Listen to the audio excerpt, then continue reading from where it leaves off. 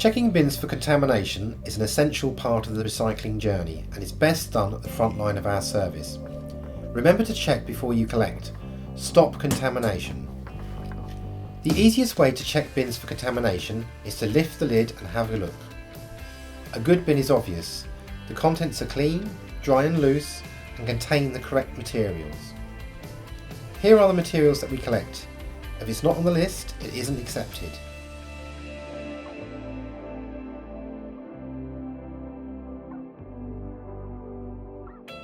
The wrong materials can be easy to see, but there might be other clues, such as a foul smell, a very heavy bin, or the sound of glass.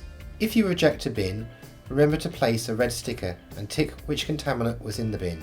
This way, the resident knows what to take out, so that their bin can be collected next time.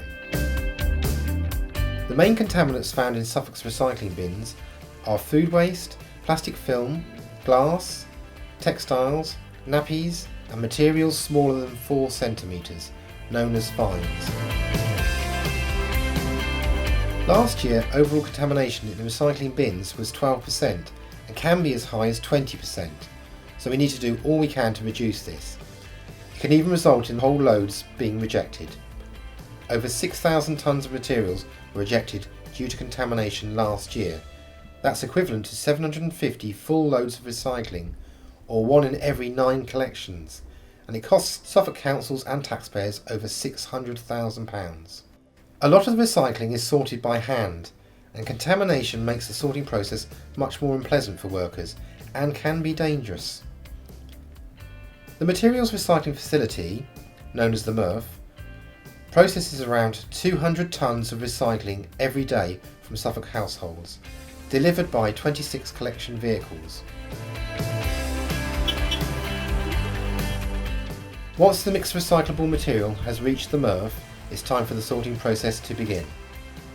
First, it's fed onto conveyor belts, where it makes its way to a giant rotating drum called a trommel. Materials are spun and sorted by size, and items that are smaller than 4 centimetres are separated out. These materials are too small for recycling and count as rejects. Remaining materials then go through a ballistic separator which sorts items by weight and shape. 3D items, such as bottles and cans, fall one way, and 2D items, such as paper and card, fall the other. The materials then go through the sorting cabin, where workers remove contaminants by hand, ensuring the remaining material is suitable for the next stage of sorting. Magnets pull off steel cans before an eddy current is used to separate aluminium cans. Plastic items are optically sorted into grades, with jets of air helping to separate certain types of plastics.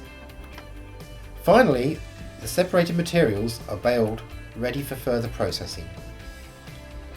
Because quality is so important, regular sampling is done to keep a close eye on the materials coming into the MRF and to make sure that we comply with government regulations. Several 60-kilogram samples are taken each week.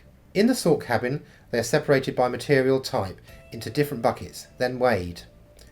Items classed as contaminants are also identified and weighed. Recycling markets are demanding better and better quality materials, so making sure the right material is in the recycling bins has never been more important. We need good quality recycling that is clean, dry and loose. Remember, check before you collect. Lift the lid. Reject contaminated bins and stick and tick. Together we can stop contamination.